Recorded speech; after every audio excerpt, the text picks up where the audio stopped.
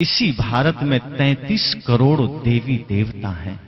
इसी भारत के हर चौक चौराहे पर कहीं हनुमान जी गदा लेकर खड़े हैं, किसी चौक चौराहे पर शिव जी त्रिशूल लेकर खड़े हैं। इसी भारत के कोने कोने में कहीं राम जी धनुष बाण लेकर खड़े हैं, कहीं विष्णु जी सुदर्शन चक्र लेकर खड़े हैं, कहीं मां दुर्गा आठों भुजाओं में हथियार लेकर खड़े हैं।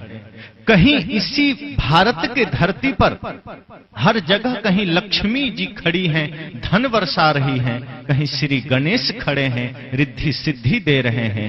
फिर भी आपको पता है ये भारत दुनिया में सबसे ज्यादा दरिद्र क्यों है?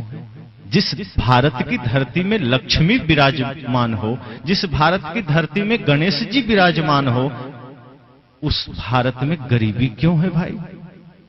अमेरिका, रूस, फ्रांस, जापान जैसे देश जो लक्ष्मी गणेश को जानता भी नहीं है, वहां धन का खजाना गड़ा है, और जो भारत कहता है वो हमारे देवी देवता हैं, वो दरिद्र बना खड़ा है।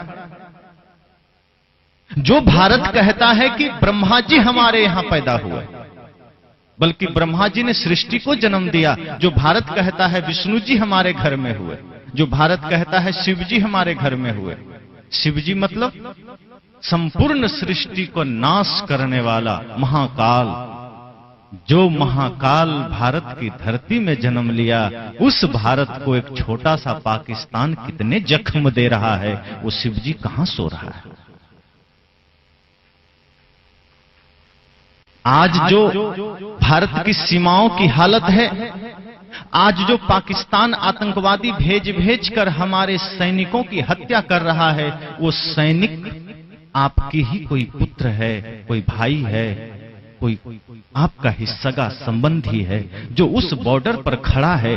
किसी भगवान के भीतर ये करुणा क्यों नहीं जगती कि मैं अपने लाल को घर भेज दूं? और हनुमान जी ये क्यों नहीं कहते कि मैं गदा लेकर भारत पाकिस्तान बॉर्डर पर एक बार खड़ा हो जाऊं और एक ही गदा में पाकिस्तान को परलोक सिधार दूं?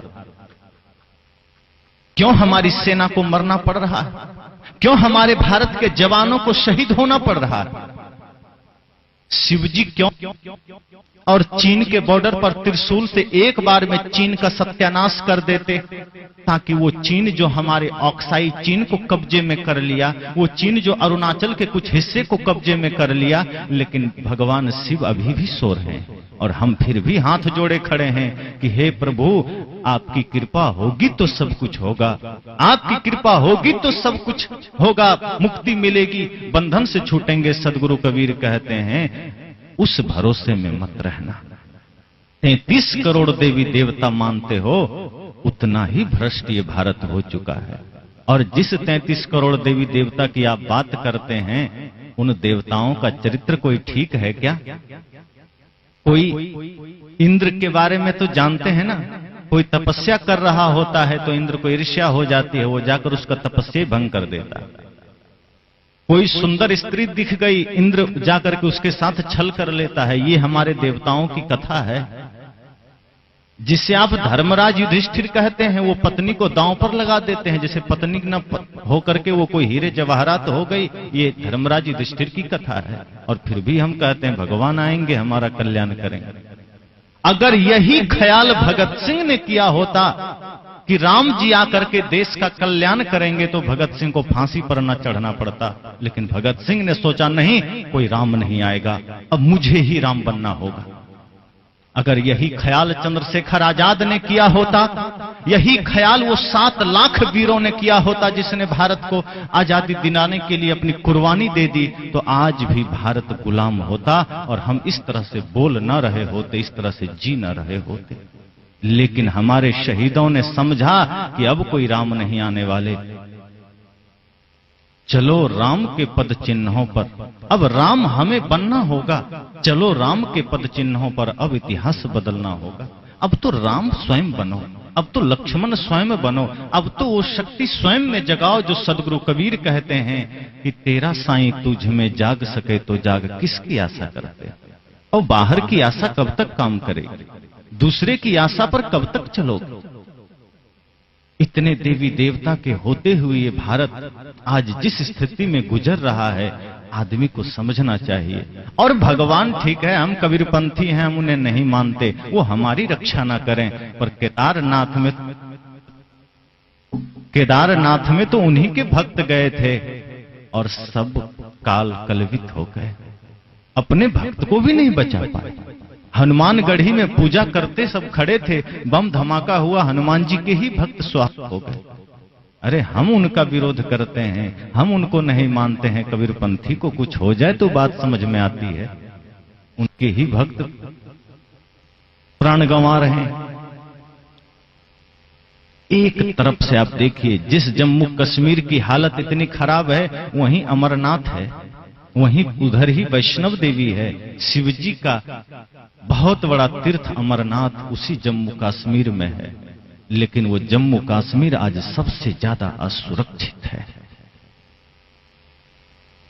जिस देश में इतने सारे भगवान हों, जिस देश के एक एक घर में इतने सारे भगवान हों, वो देश इतना कंगाल कैसे हो सकता है?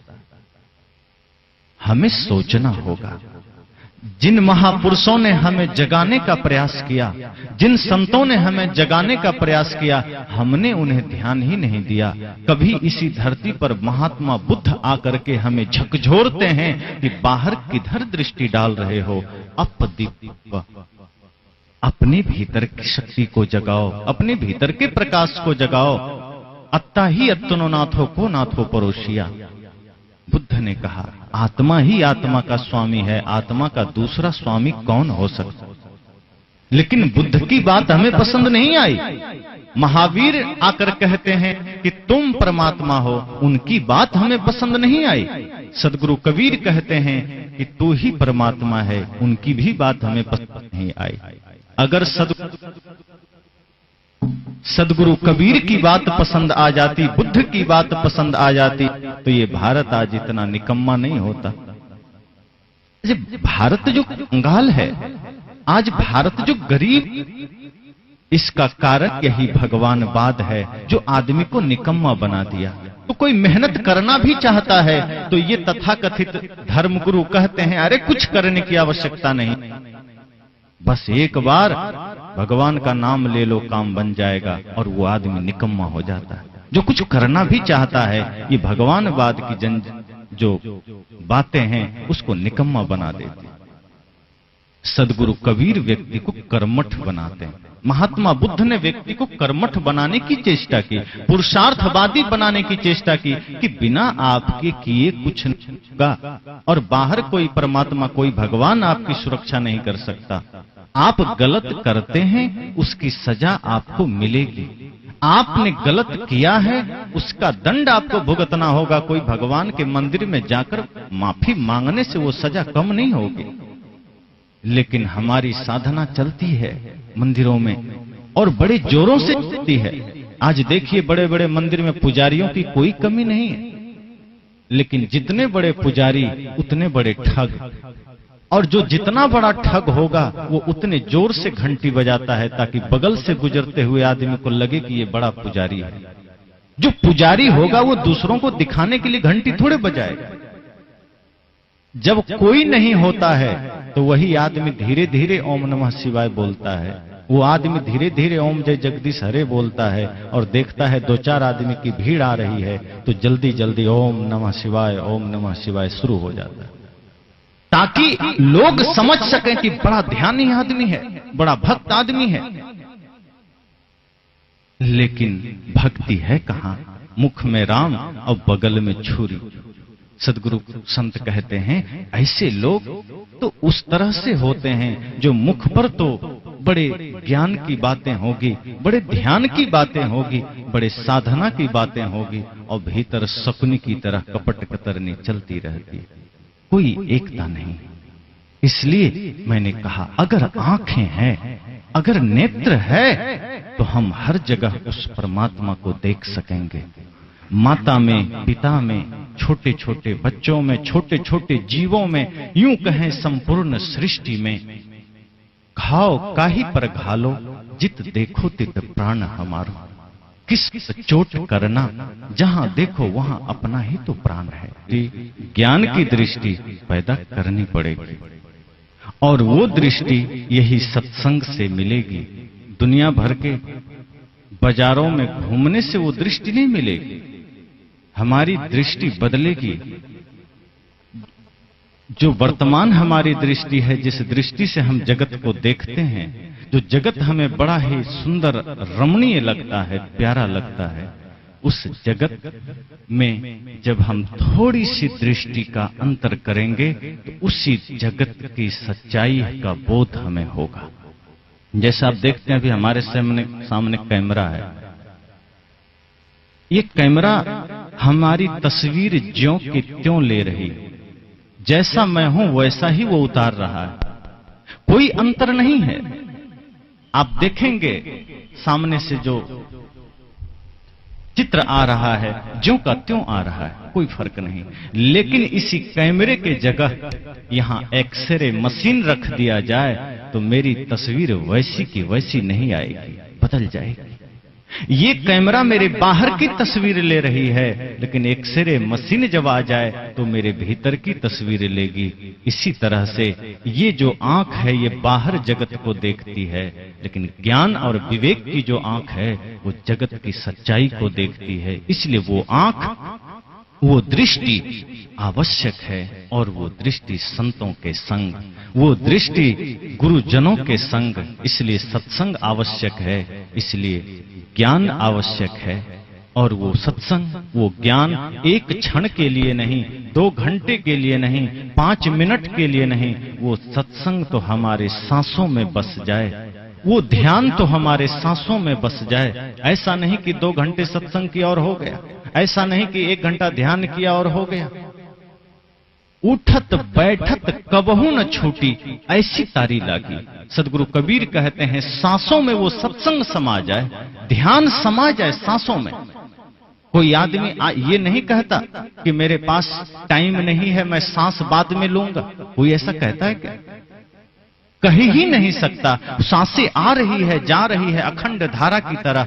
ऐसे ही जिस दिन ध्यान और सत्संग हो जाएगा कि उठत बैठत, सो रहे हैं तो ध्यान में, किसी से बोल रहे हैं तो ध्यान में, चल रहे हैं तो ध्यान में, खेतों में काम कर रहे हैं तो ध्यान में, बाजार में हैं तो ध्यान में, तो समझना ये जिंदगी ही बदल जाएगी। और ये संसार फिर जो अभी दिखाई देता है आकर्षक, वही संसार तब मालूम पड़ेगा यह संसार सराय मुसाफिर 2 दिन रहने आया है, बस।